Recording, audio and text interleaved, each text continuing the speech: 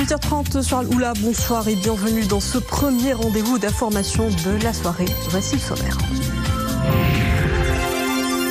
Cannes 2025, le Maroc domine les quarts finales et écarte le Cameroun 2-0. Les Lions valident avec caractère leur billet pour les demi-finales du tournoi à domicile. Une prestation de référence digne d'une équipe championne. Débrief et analyse des temps forts de la rencontre dans notre chronique spéciale Cannes en compagnie de notre invité Aziz Daouda. À suivre également des images de liesse populaire. Dès le coup de sifflet final de la rencontre, des cortèges festifs ont parcouru les 4 coins du royaume, mais également les différentes capitales étrangères. Une nuit de vive euphorie. Le cœur des Marocains est à la fête.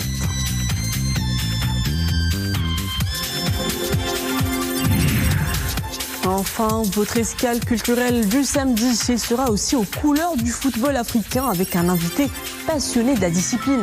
Saïd Labadi, journaliste sportif franco-marocain, nous présente ce soir son premier ouvrage intitulé « Histoire du football africain », un récit qui retrace l'évolution du football au sein du continent. Saïd Labadi sera l'invité de l'escale culturelle depuis Paris.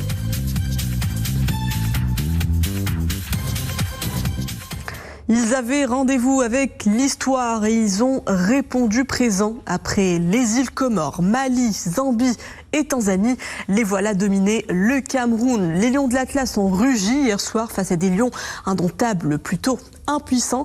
Les hommes de Walid Regragui se sont imposés sur un score de 2-0 en quart de finale de la Coupe d'Afrique des Nations. Le Maroc s'offre ainsi une prestation de référence et retrouve le dernier carré de la CAN 22 ans après 2004. Une victoire qui met fin à un vieux poids psychologique, celui des huitièmes et des quarts de finale. On y reviendra plus longuement dans notre chronique spéciale Cannes, mais avant ce communiqué du ministère de la Justice à l'occasion de la célébration demain 11 janvier de la présentation du manifeste de l'indépendance. Sa Majesté le roi Mohamed VI a bien voulu accorder sa grâce à un ensemble de personnes condamnées par différents tribunaux du royaume. Ces personnes sont au nombre de 1371 et se présentent comme suit. Les bénéficiaires de la grâce royale qui sont en détention sont au nombre de 1157 détenus. Grâce sur le reliquat de la peine d'emprisonnement ou de réclusion au profit de 23 détenus. Remise de la peine d'emprisonnement ou de réclusion au profit de 1133 détenus. Commutation de la peine perpétuelle en peine à temps au profit de 1 détenu. Quant aux bénéficiaires de la grâce royale qui sont en liberté, ils sont au nombre de 214 personnes. Grâce sur la peine d'emprisonnement ou son reliquat au profit de 69 personnes.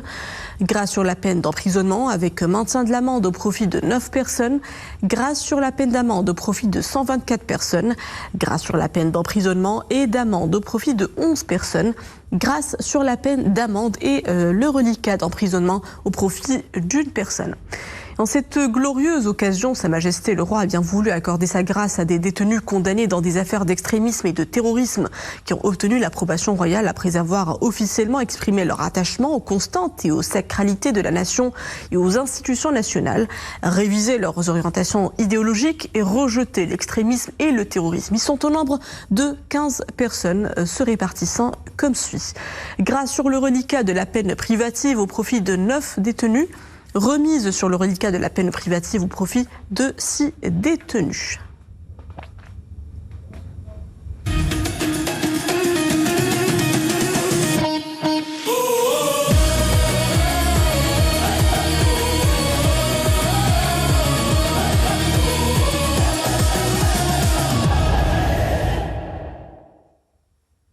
Nous vous le disions en ouverture de ce journal, le Maroc retrouve le dernier carré de la CAN. Une qualification au bout d'un match intense grâce notamment à un Brahim Diaz étincelant qui a ouvert le score avant que son coéquipier Ismaël Saibari ne double la mise. Notre sélection nationale avance, confiante et ambitieuse vers le sacre continental et l'affrontera dans 4 jours. En demi-finale, le Nigeria apparemment qui prend le dessus en ce moment sur l'Algérie. On vient de l'apprendre de l'autre quart de finale avec un score de 2-0. Retour sur les temps forts de la rencontre Maroc-Cameroun en compagnie de Sophia Fglod. Dans ce quart de finale très attendu, il ne pouvait rester qu'un seul lion. Et c'est le lion de l'Atlas qui a imposé sa loi. dominant la rencontre de bout en bout et au passage, faisant tomber la réputation camerounaise de bourreau des pays hôtes de la CAN. Pour cette rencontre, le Maroc se présente en 4-1-2-3, reconduisant le même 11 aligné en huitième de finale face à la Tanzanie. En face, le Cameroun opte pour un schéma en 3-5-2 avec Kofan et Mbeumo en pointe. Dès le début du match et porté par un public enflammé, les hommes de Walid Regragui prennent le contrôle du jeu. Pressing haut, intensité, domination territoriale, le Cameroun subit et sa défense est sous pression, mais résiste tant bien que mal. Totalement dominés, les Lions indomptables cèdent finalement sur un nouveau corner. La tête d'El Kaabi est déviée au fond des filets par Brahim Diaz, qui libère le Maroc à la 26e minute de jeu. Un but simple et symbolique, le 5e du joueur du Real de Madrid, en autant de matchs dans cette CAN. Avec plus de 63% de possession à la 35e minute, le Maroc gère son avantage. Le Cameroun tente bien de réagir, mais manque d'idées et de créativité. Voilà comment Yassine Bounou se retrouve spectateur pour très longtemps. En seconde période, le rythme baisse et le jeu se hache. Les Camerounais tentent de faire circuler le ballon, mais se montrent incapables de sortir de leur camp. Muselés par le pressing haut exercé par les Lions de l'Atlas.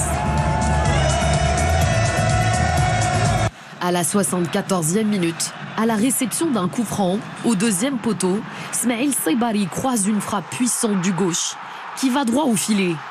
Et 2-0 pour le Maroc.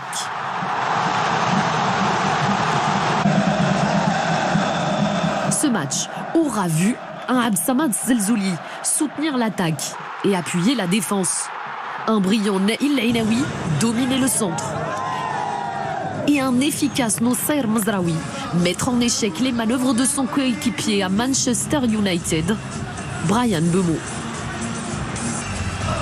Une prestation collective qui balaye 22 ans d'attente pour que la sélection marocaine se retrouve dans le dernier carré de la Coupe d'Afrique des Nations.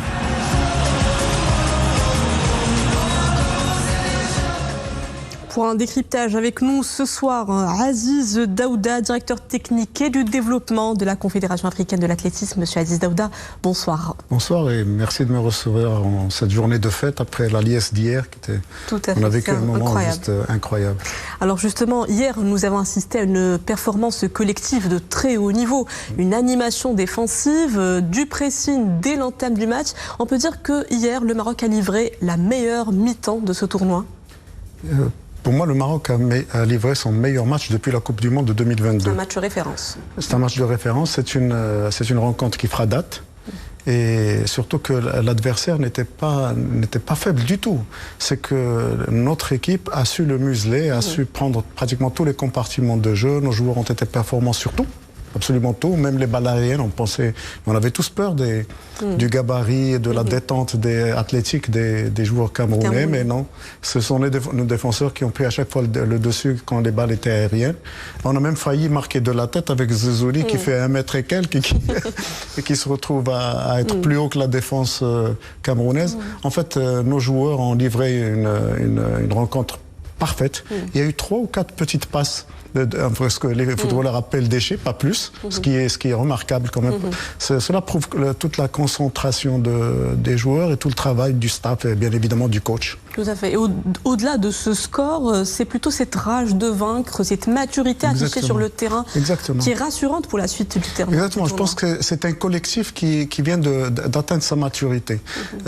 Si on regarde les 4 matchs qu'il avait livrés auparavant, ils sont en train d'aller crescendo vers ce qu'ils ont voulu faire dès le départ, probablement, qu'ils n'ont pas réussi, parce que quand vous n'avez que 4 ou 5 jours pour préparer une telle compétition, parce qu'il faut se rappeler que les joueurs n'ont pas été libérés rapidement par leur club, qu'on avait notamment Hakimi qui était blessé, et plus les autres blessés qu'on a eu par la suite, donc ils nous ont privés d'une façon de jouer aussi, parce que la présence d'Ounahi était quand même quelque chose de très préjudiciable à notre effectif. Et malgré ça, le coach a su remonter un autre effectif d'une autre façon, en jouant sur les qualités de chacun des joueurs. Et ça s'est vu hier d'une façon qui ne prête à aucune confusion. On a gagné parce qu'on était plus fort.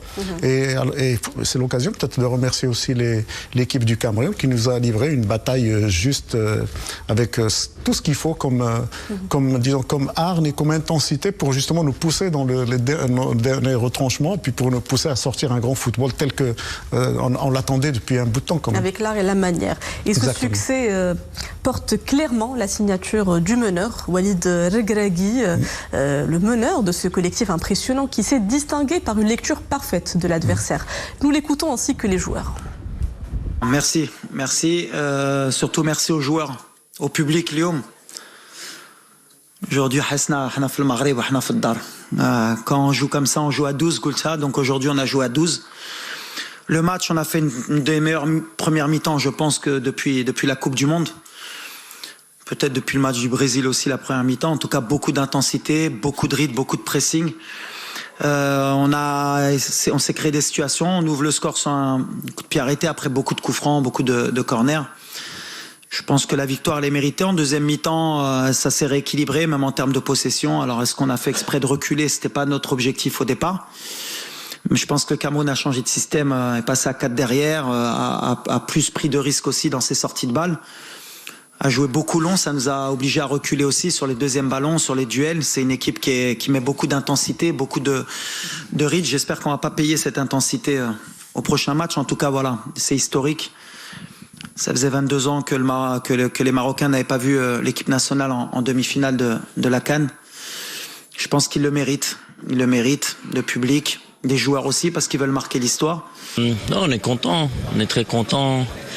On a fait un grand match du début jusqu'à la fin. Je pense que depuis le début de la compétition, ça a été notre meilleur match. On voulait bien rentrer dans le match, pas faire la même erreur contre la Tanzanie, c'est ce qu'on a bien fait. On a su répondre aux défis physiques qu'allait nous imposer cette équipe camerounaise. Voilà, on a mis énormément d'intensité et on est récompensé d'une belle victoire. Voilà, donc je pense que c'est une victoire, une qualification qui est méritée. C'était un match difficile. Cameroun, c'est une bonne équipe. Mais je crois qu'on s'est imposé défensivement et offensivement. Et alhamdoulilah, on a pu gagner. Je suis content, mais le plus important qu'on est passé en demi-finale. Je crois que c'est ça le plus important. Et toute l'équipe pouvait être homme du match. Donc c'est parfait comme ça. Aziz Daouda, ce qui a fait la différence dans le match d'hier, c'est cette animation collective portée par des duels efficaces. Zelzouli Mzraoui d'un côté, Hakimi Diaz de l'autre, une mécanique bien huilée qui a fini par déséquilibrer totalement le bloc adverse. Quelle lecture vous faites du plan de Walid d'hier?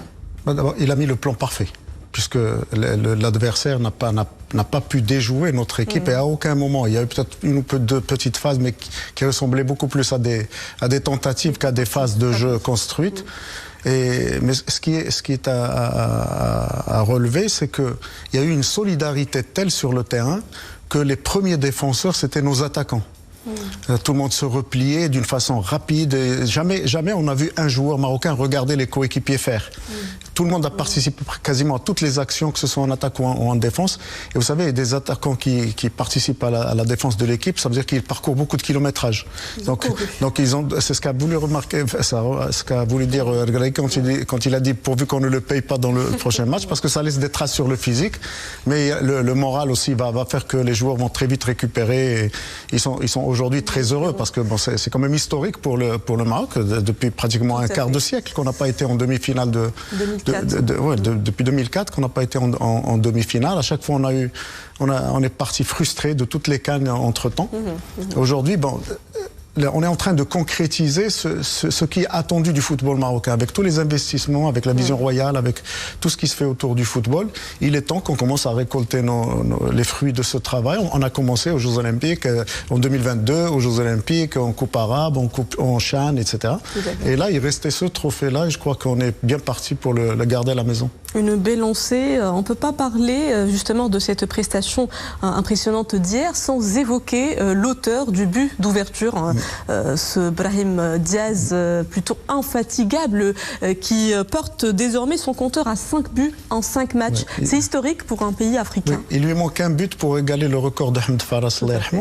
Mais ce qui est extraordinaire, enfin, ce qui t'a remarqué, c'est que c'est maintenant que Diaz arrive à avoir sa véritable place en équipe nationale. C'est-à-dire qu'il lui a fallu du temps, et c'est normal, parce que jusqu'à aujourd'hui, toutes les rencontres qu'on a disputées, etc., n'avaient pas cette intensité-là, et les joueurs n'étaient peut-être pas aussi responsabilisés que maintenant. Alors que là c'est véritablement une grande responsabilité que de représenter le Maroc dans une CAN organisée au Maroc, avec toute la pression qu'il y a derrière, avec le public qu'on voit, avec cette liesse nationale. Enfin, tout le monde est derrière cette équipe, tout le monde a envie que cette coupe reste là. C'est quand même beaucoup de responsabilités sur les épaules de jeunes joueurs comme ça, parce que c'est des jeunes.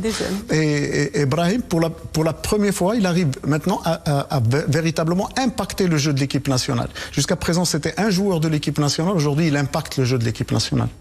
Et cette qualification inédite, Aziz Daouda, a fait battre à l'unisson les cœurs des Marocains hier, jusqu'à très tard dans la nuit. Les rues ont été envahies de marées humaines. Des scènes d'euphorie générale de Tanger à Alguera. Des rassemblements festifs ont même traversé les frontières nationales. Sophia Fgrod et nos équipes sur place.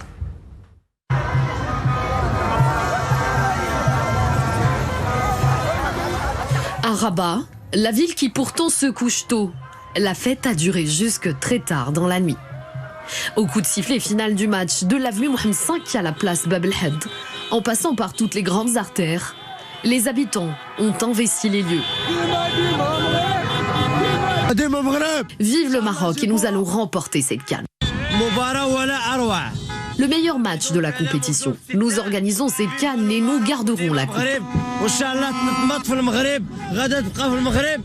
Même ambiance folle à Casablanca, sous le drapeau, dans ces chants repris à plein poumon. La qualification des Lions de l'Atlas pour les demi-finales de la CAN, la première depuis 2004, déclenche une fête spontanée. Déferlante rouge dans les avenues de Fès aussi. Des familles entières sortent célébrer l'événement.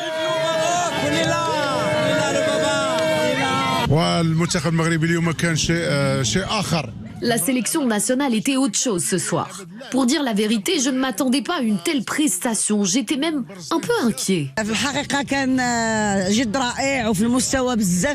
L'équipe nationale était brillante, rien à dire. Elle a fait notre bonheur. J'espère qu'elle se montrera encore plus féroce en demi-finale. Et pas question de laisser la fraîcheur de la nuit d'Oujda refroidir la fête de la qualification pour les demi-finales. Les klaxons retentissent et la circulation se bloque dans un joyeux désordre. C'était un beau match. Ils nous ont régalé. Vive le Maroc, bien sûr. Nous sommes contents de gagner, ça va rester comme ça. Les Lions de l'Atlas franchissent un cap. Toutes les villes répondent présentes. Preuve que le football n'a pas perdu de sa magie, celle de rassembler. On ressent beaucoup de fierté, beaucoup de soulagement à Aziz Daouda, mais aussi une grande exaltation qui nous rappelle les célébrations populaires de la dernière Coupe du Monde. Je pense qu'il y a eu un pic de consommation d'électricité hier, puisque les Marocains ne se sont pas couchés du tout. Parce qu'il faut relever qu'il était quasiment 11h du soir quand le match est fini, et puis que ces gens-là étaient dehors à minuit et au-delà. Et donc, probablement qu'au retour chez eux, ils ne se sont pas couchés rapidement. Donc, comme tout le monde, je ne pense pas qu'il y ait des gens qui se soient couchés aussi vite qu'il ne le faisait, aussi tôt qu'il ne le faisait auparavant. Non, si vous voulez, cette équipe nationale de football, ce football marocain a réussi à nous réunir tous autour de quelque chose. Et en fait, ça nous fait vivre des moments de joie et de liesse comme cela, mais ça nous rattache à nos racines, ça nous rattache à nos valeurs, à ce que nous sommes. Parce que je ne sais pas si dans un de vos reportages, vous avez dû certainement le remarquer, c'est tout le fair play du public marocain vis-à-vis de l'équipe du Cameroun. L'équipe du Cameroun a été applaudie hier par les spectateurs marocains.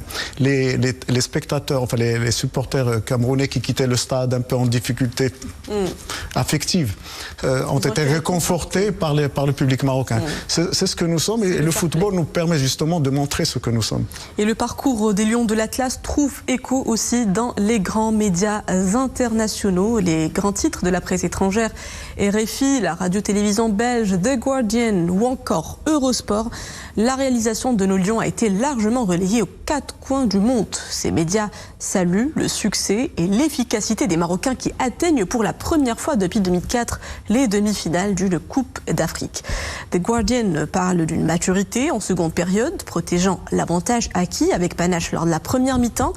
Côté français, le Parisien titre au rendez-vous de leur CAN. Les Marocains montent en puissance et sont en demi-finale. BFM RMC Sport consacre lui aussi un article au triomphe marocain, auteur d'un grand match. Aziz Daouda, le triomphe, le succès marocain est à la une de la presse sportive internationale. Quel signal envoie le Maroc à l'échelle mondiale à travers cette régularité dans les compétitions africaines et internationales? En fait, depuis 2022, le Maroc est considéré comme un véritable outsider pour la Coupe du Monde. Le sélectionneur espagnol vient de l'exprimer il y a une dizaine de jours, où il disait qu'un des favoris de la prochaine Coupe du Monde, c'était le Maroc. Donc depuis 2022, on a montré nos dents de lion et surtout on a montré une certaine constance. Et on est en train de démontrer par tous nos résultats en football que le résultat de 2022 n'était pas une coïncidence ou un hasard quelconque, que c'était quelque chose de construit et qu'on n'était qu'au début de ce que nous sommes en train de construire. Parce qu'il ne faut pas penser que nous sommes arrivés au bout de chemin, nous sommes au tout début d'un cheminement qui est l'implémentation de la vision royale. Et aujourd'hui, ce ne sont que les premiers résultats. Et le Maroc sera le Maroc quand il aura sa première Coupe du Monde, et il l'aura très bientôt. Et ce cheminement, cette montée en puissance de notre équipe nationale est consacrée selon des estimations provisoires de la FIFA fondées sur des résultats récents de la CAN, dont cette rencontre face au Cameroun. Eh bien, la FIFA, elle prévoit que le Maroc pourrait se rapprocher du top 10, du top 10 mondial, avec une hypothèse de progression jusqu'à la 8e place. Justement, aujourd'hui, avec le score qu'on a, on est quasiment 8e. C'est très important parce que, vous savez, c'est un classement qui est un peu quand même, je ne dirais pas discriminatoire, mais qui favorise les grandes équipes quand elles jouent entre elles. Et nous, comme on joue nos éliminatoires en Afrique et nos compétitions en Afrique, donc on n'a pas la chance de pouvoir gagner beaucoup de points. C'est maintenant que nous commençons à rencontrer les grands d'Afrique, notamment avec le Cameroun, que nous allons engranger beaucoup plus de points. Et probablement qu'en Coupe du Monde, la prochaine Coupe du Monde, et Dieu sait qu'on a hâte de nous retrouver aux États-Unis, et dès le premier tour, on va commencer à engranger davantage de points. Donc il est certain que nous allons finir l'année dans les 10 premiers, si bien évidemment on continue sur la même lancée, s'il n'y a pas d'accident, etc., ce qui est aussi possible en sport. Mais on ne souhaite pas ça à notre équipe. C'est pas une question que d'optimisme, c'est une question de logique. Quand vous travaillez en sport, en performance sportive, vous obtenez des résultats. C'est ce que nous sommes en train de faire. On souhaite en tout cas bonne chance à nos Lions de l'Atlas pour 2026, mais avant mercredi, donc face... On veut que la fête continue. Tout à fait. Je vous remercie, Aziz Daouda, directeur technique et du développement de la Confédération africaine d'athlétisme, d'avoir répondu à nos questions.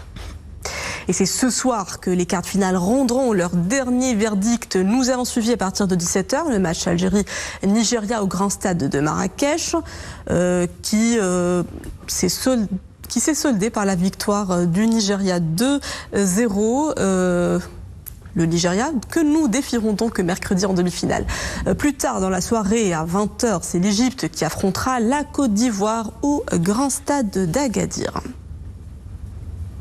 Et puis avant de finir cette chronique, je vous propose cet arrêt sur image. Brahim Diaz, celui qui a fait trembler les filets adverses tout au long de cette CAN avec 5 buts consécutifs en 5 matchs. On le voit rugir littéralement face au joueur camerounais Bryan Mbeumo.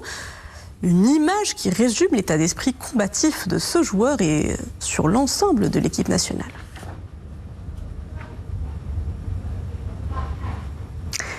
Et voilà, c'est la fin de cette chronique spéciale CAN. On enchaîne avec l'escale culturelle hebdomadaire. Ce samedi, il sera aux couleurs du football africain avec un focus sur le nouvel ouvrage « L'histoire du football africain » signé par le journaliste sportif franco-marocain Saïd El Abadi. Paru aux éditions Face Cachée, l'ouvrage est une plongée dans l'histoire sportive, politique et sociale de l'Afrique à travers le ballon rond. L'auteur y livre son récit d'une discipline qui dépasse largement le cadre sportif Un football muet en outil d'émancipation, puis en puissant vecteur d'expression identitaire et politique sur le continent. Né en région parisienne au sein d'une famille originaire de Rabat, Saïd Labadi collabore avec plusieurs groupes médiatiques de prestige comme Canal+, en tant que journaliste et consultant sur le sport africain.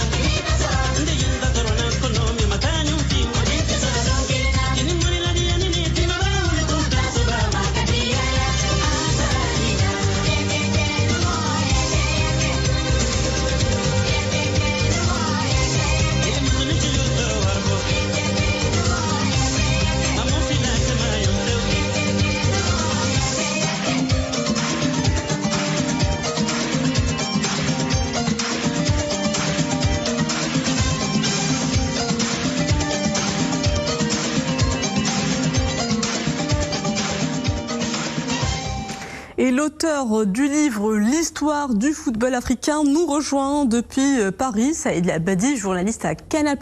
Bonsoir et merci d'avoir accepté notre invitation. Bonsoir et merci à vous pour cette invitation. Alors votre premier ouvrage, vous avez choisi de le consacrer à l'histoire du ballon rond dans le continent africain. C'est un récit difficile à cerner et à documenter, l'histoire du football africain étant transversale. Comment avez-vous réussi à concevoir ce grand ouvrage ? Alors c'est vrai, vous l'avez très bien dit, c'est très large de parler du football africain. Alors l'idée initiale était de lister un peu les plus beaux moments du football africain, que ce soit les plus beaux même ou les plus tristes. Et ensuite, en réfléchissant avec mon éditeur, il y a de ça 3-4 ans, on s'est dit que c'était beaucoup plus intéressant justement pour le plus grand public, que ce soit les jeunes et les moins jeunes, de réaliser un essai historique afin d'avoir une lecture plus globale du football africain, qui est en fait un gros parallèle avec l'histoire même du continent africain, que ce soit depuis son arrivée avec les colonies à l'époque en 1800, au niveau des 1850, puis son développement, etc. En fait, on s'est rendu compte qu'il y avait un véritable parallèle. Donc l'idée d'un essai historique était vraiment parfaite et ça se lit de manière assez simple et chronologique, avec des focus de temps en temps sur les premières stars, les plus grandes stars, aussi comment on a pu utiliser le football pour se développer au sein du continent. Justement, entrant dans le vif de cette histoire passionnante, comment la passion du football s'est-elle emparée du continent africain pour enfin devenir un outil de confirmation de l'identité des États africains ? Alors c'est vrai que le football a rapidement été détourné de son rôle initial, puisqu'au début, c'est vrai, c'est du loisir tout simplement. Lorsque les colons l'ont amené sur le continent, c'était simplement du loisir. Puis, au fur et à mesure, on s'est rendu compte que ce ballon rond avait une force diplomatique, une force politique, et qu'il a permis à tout à chacun, et à de nombreux joueurs, et surtout à de nombreux pays, de pousser au niveau politique pour une reconnaissance. Et ça a été un marqueur d'identité justement sur le continent, ce qui a été l'occasion de se rassembler autour d'une même cause. Lorsqu'on joue au ballon rond et qu'on remporte des victoires en sein d'une sélection, qu'on dispute une grande compétition, et ben c'est une victoire footballistique, sportive, mais également politique. Et ça permet d'avoir une énorme reconnaissance au sein du monde entier. Donc au fil du temps, lorsque notamment la Confédération africaine de football a été créée, ça a permis à de nombreux pays de réclamer et de montrer leur envie d'indépendance par rapport aux empires qui étaient présents. Et petit à petit, cela a permis de nombreuses libertés. Et c'est comme ça que ça s'est développé et que les locaux ont pu prendre pleine possession du ballon rond.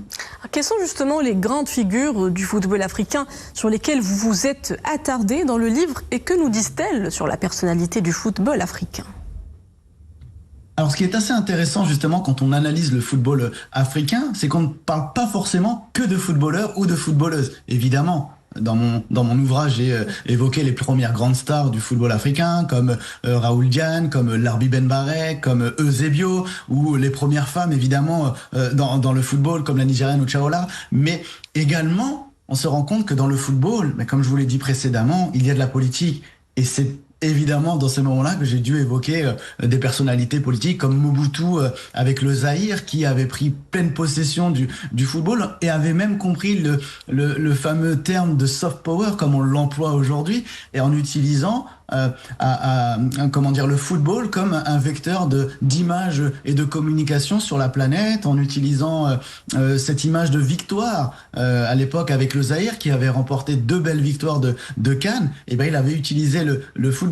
Ça me permet aussi de parler de diplomatie en parlant de comment le Portugal utilisait aussi ses colonies avec Eusebio notamment, le grand joueur, pour utiliser donc ces joueurs en sélection du Portugal. Voilà. Dans ce livre, on se rend compte qu'on parle de football, de politique et même en même temps de culture, parce qu'on parle également de musique et de plein de choses. On se rend compte que le football, surtout le football africain, nous permet d'apprendre énormément de choses sur la vie, la politique, l'histoire, la géographie et le culturel. Y a-t-il des anecdotes qui méritent d'être racontées pour les générations montantes concernant les vétérans du foot marocain ? Et ben justement, je venais de citer Larbi Ben Barek. Et ben par exemple, beaucoup encore, je trouve dans notre nouvelle génération, la jeune génération et notamment dans les diasporas, beaucoup ne savent pas que Larbi Ben Barek était marocain et que c'était une très grande star du football marocain et du football mondial, puisque même Pelé avait dit de lui: si moi je suis le roi, Larbi Ben Barek est le dieu du football. Déjà, ce n'est pas rien. Donc déjà, ce premier aspect, c'est important pour moi de le souligner, parce que donc il faut savoir que Larbi Ben Barek est une grande star. Ensuite, ce qu'il y a d'important, et c'est vrai qu'on a l'habitude, et évidemment, et c'est la logique des choses, de connaître l'instant T, l'histoire à l'instant T. Aujourd'hui, on est en pleine Cannes, donc c'est normal de connaître les joueurs actuels de la sélection du Muntakhab, mais c'est important de connaître le passé. Et donc, 1976, pour moi, c'est important de se rappeler de ces joueurs-là. Beaucoup ne savent pas que le meilleur joueur de la sélection, le meilleur buteur, de la sélection nationale est Ahmed Farah. Donc justement, c'est aussi important de d'évoquer cette équipe de 1976 qui regorgeait de joueurs qui jouaient principalement dans les clubs locaux, comme Fès, comme le Wydad, comme le Raja et tous ces grands clubs. Bon, c'est ces personnalités que j'ai envie de faire ressortir dans ce livre pour le football marocain. Et puis il y a cet aspect tout aussi important à souligner, Saïd Labadi, celui de l'émigration massive des joueurs africains vers l'Europe. Comment cette émigration a-t-elle réussi à réinventer le foot mondial ?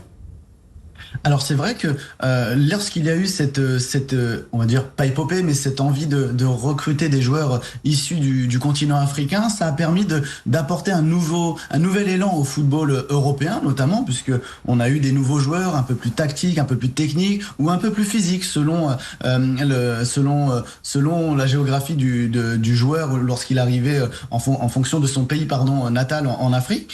Puis ça a permis aussi d'ouvrir un peu plus les portes au transfert, parce que en recrutant pas mal de joueurs issus de l'Afrique, et comme il y avait aussi des joueurs arrivant du continent sud-américain, il a fallu que l'Europe, notamment parce que c'est là où les championnats sont les plus forts, il a fallu ouvrir un peu plus les portes, et c'est à partir de ce moment-là qu'on a vu l'émergence de nouveaux joueurs, l'arrivée de nouveaux joueurs et aussi de nouvelles règles en termes de football, en termes de transfert, afin d'avoir la possibilité d'enregistrer plus de 3, 4, 5 joueurs dans une équipe, dans un club local. Parce et un autre chapitre est en train de s'écrire, Saïd Labadi, un autre chapitre est en train de s'écrire sous nos yeux dans l'histoire du football africain, celui de la CAN au Maroc et des victoires des Lions de l'Atlas.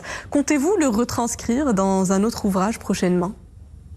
Oui, de toute évidence, oui, c'est sûr et certain, c'est déjà dans une idée, mais pas que cette victoire, enfin pas que je le souhaite, j'ai dit victoire, mais je le souhaite, mais pas que cette CAN 2025, mais également ce qui s'est passé précédemment, parce que comme je l'ai dit précédemment, c'est important de connaître notre histoire à travers le football et de remettre à l'heure et au goût du jour les personnalités du football marocain qui ont marqué justement le Maroc. Et on peut parler de Moustapha Hadji, on peut parler de Marwan Chamakh, on peut parler de plein de joueurs, et c'est vrai que j'ai beaucoup d'idées en tête. Je vous remercie Saïd Labadi pour ces essais historiques qui serviront sans doute aux générations montantes. Merci à vous d'avoir été l'invité de l'escale culturelle du samedi. Merci à vous. Et voilà tout pour ce journal. Merci à vous de l'avoir suivi. Le retour du journal en langue arabe, c'est à 20h30. Excellente suite des programmes à tous. Bonsoir.